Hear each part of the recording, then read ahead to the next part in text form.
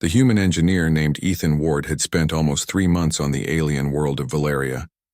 It was one of the most beautiful yet mysterious planets he had ever seen. The skies were painted in silver shades during the day, and at night the twin moons cast blue light over the crystal cities. Ethan was there as part of a peace project between humans and the Scifi race, a species known for their tall forms, glowing eyes, and almost musical voices. Ethan was assigned to work with 2 Scifi sisters, Lyra and Vela.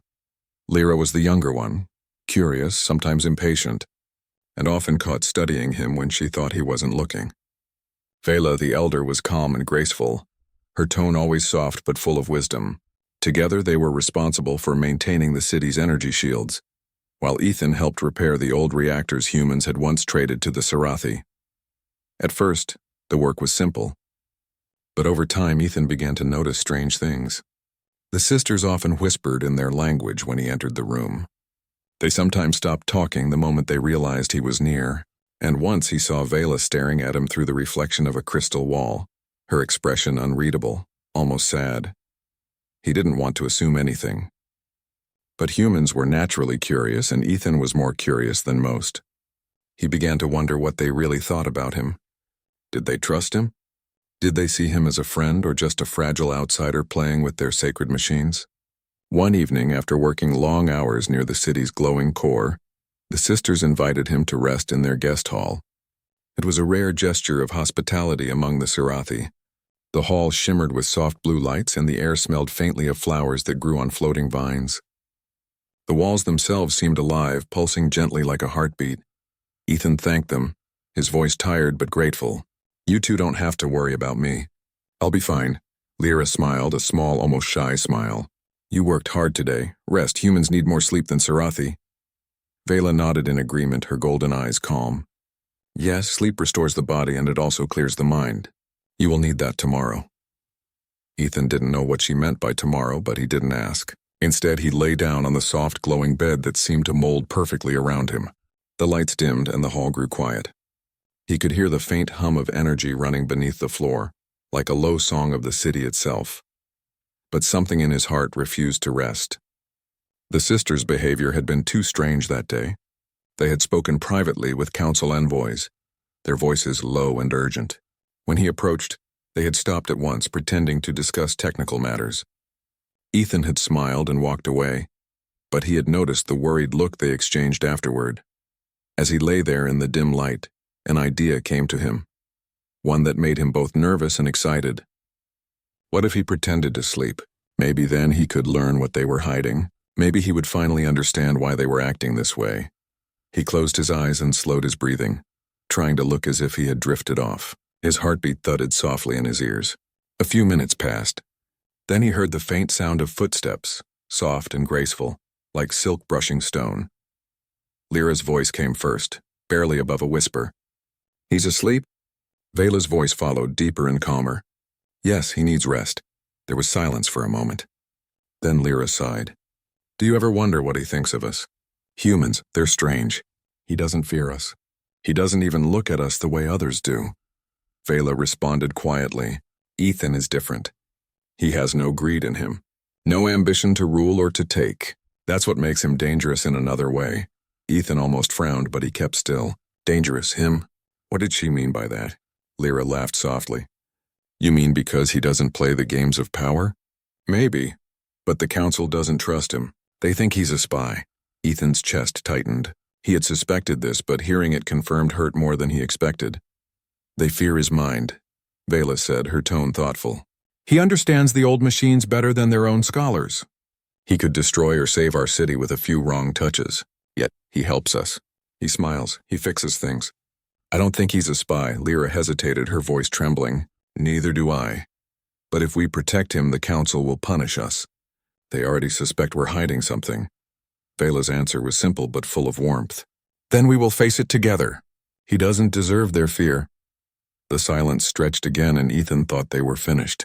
But then Lyra spoke again, softer this time, her voice almost embarrassed. "There's something else. When he looks at me, it feels strange. Like he sees me, not as a Scifi, not as an alien, but just as me." Ethan's face began to warm, even though he was trying not to react. Vela chuckled quietly. Little sister, are you saying you care for him? I didn't say that, Lyra whispered quickly, and Ethan could almost picture her flustered face. I just mean, he's kind. He listens. No one else does that anymore. He's human, Vela said softly. They are full of feelings. That's their strength and their weakness both. The sisters grew quiet again, their voices blending with the soft hum of the energy lines. Ethan lay still, his thoughts racing. They were risking their positions to protect him. They didn't hate him, they were afraid for him, and Lyra, she felt something he couldn't quite define. Minutes passed before he heard movement again. Vela's tone changed, sharper now. Something's wrong. The outer sensors are reacting. Lyra gasped. Intruders? No, Vela said, moving toward the exit. Not intruders, watchers. The same human signals we detected yesterday, they're closer. Ethan felt his heart skip. Human signals? Were there others here? The council had already been suspicious of him. This could make things far worse. He heard the sisters rush out, their footsteps fading quickly down the glowing corridor. The door slid shut behind them, leaving him alone in the silent hall. Ethan opened his eyes at last, his breath uneven. The room shimmered in soft blue light, reflecting on the walls like gentle waves. His mind was filled with what he had just heard, the truth of their kindness, their fear, and their struggle. He sat up slowly, staring at the door through which they had gone. For a long time he just sat there, listening to the distant hum of the city. He could have stayed hidden, could have pretended not to know anything. But now that he did, he couldn't forget it. The sisters were risking everything for him, defending him even when their people doubted his presence. And in their whispers he had heard something fragile and real. Hope, trust, maybe even affection. Ethan clenched his hands. Tomorrow, he told himself, he would prove that their faith wasn't misplaced. He looked up at the ceiling where faint lights rippled like stars across crystal glass. You two really don't know what you've done to me, he murmured to himself. His voice was low, but there was warmth in it. You made me care more than I should. Outside, the sound of alarms began to echo faintly across the city. The energy shields were flickering. Something was happening out there, something big. Ethan lay back down, his mind no longer calm but determined. Whatever tomorrow brought, he would not let the Scifi sisters face it alone. He had faked sleep to learn their truth. Now he would stay awake to protect it.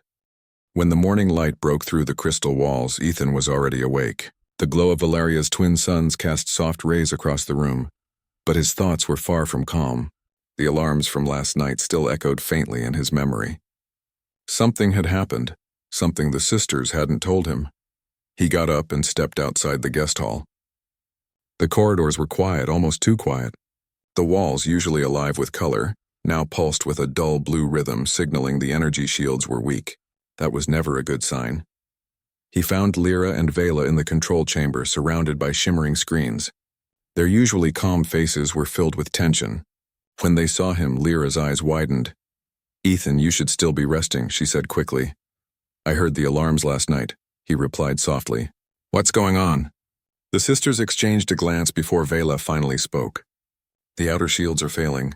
Something or someone is interfering with the power grid. We found traces of human technology in the disruption. Ethan froze. Human? That's impossible. No other human team was authorized to land here. Lyra shook her head, frustration in her voice. The council doesn't believe that. They think you brought someone here. They're saying you've been spying for your own kind. Ethan felt his stomach drop. It was worse than he thought. You don't believe that, do you? Lyra looked at him, her glowing eyes full of conflict. No, but it doesn't matter what I believe. The council is calling for your arrest.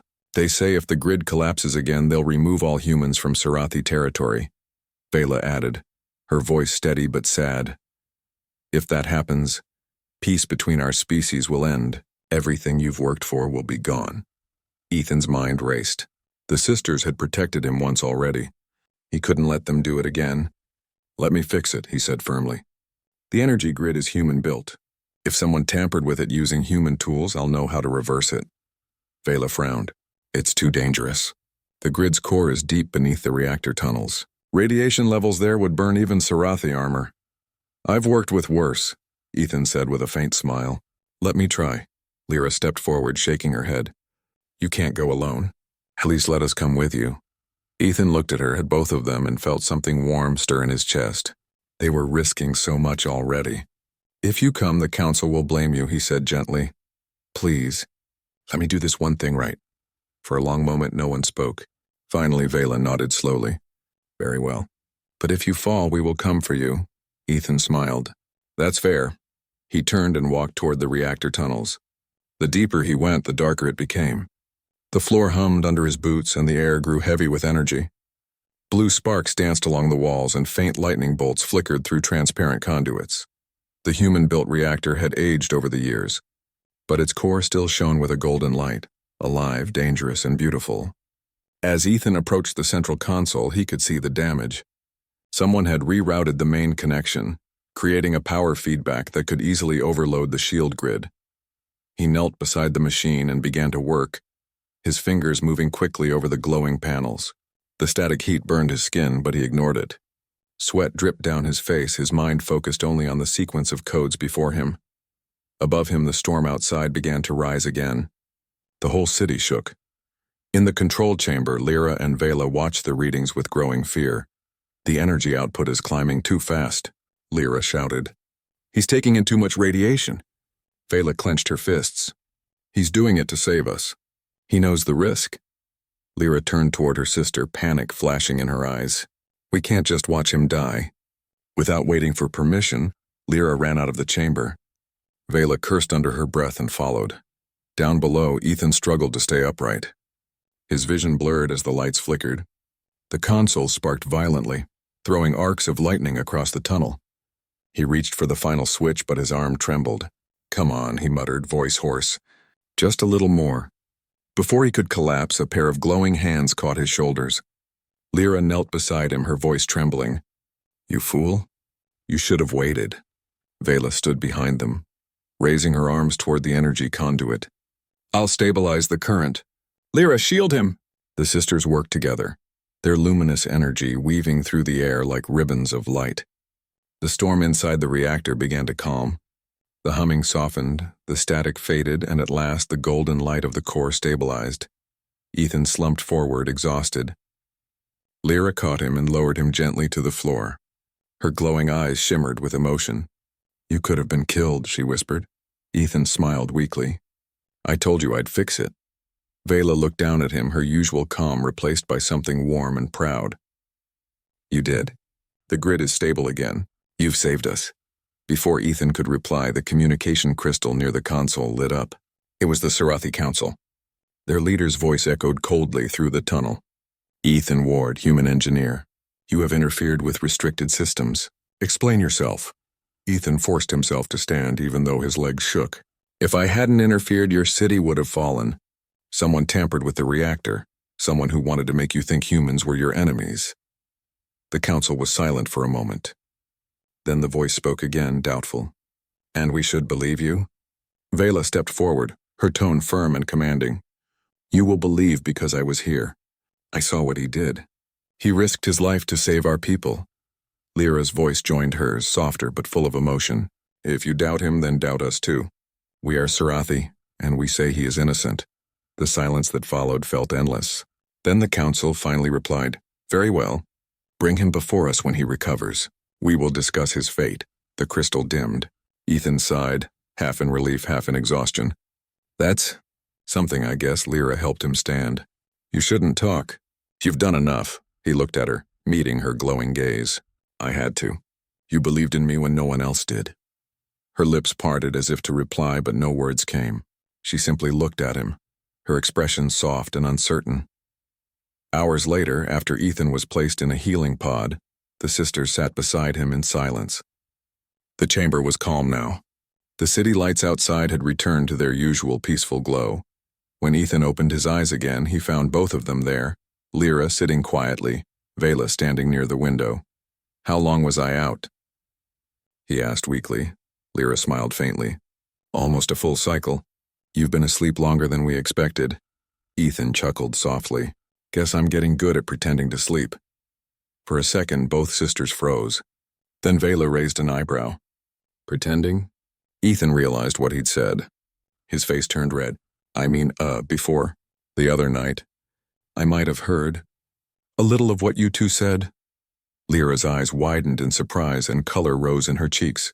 Well, the Sarathi version of it, a faint glow under her skin. You were awake? Ethan rubbed the back of his neck awkwardly.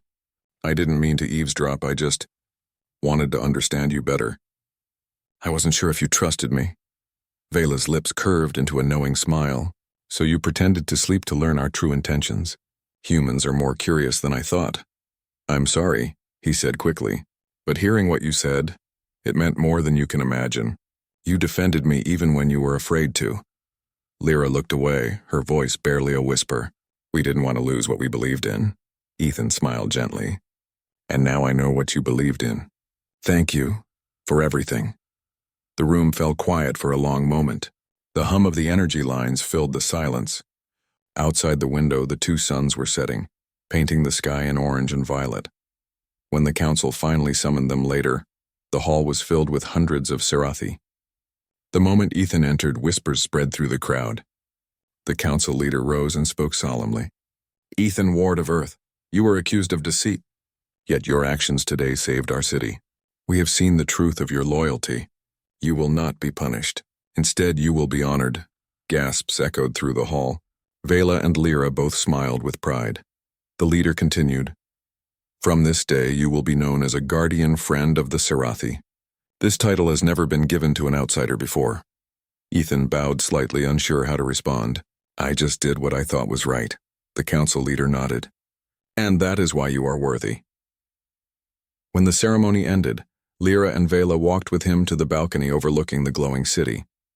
The twin moons rose slowly, casting soft silver light over everything.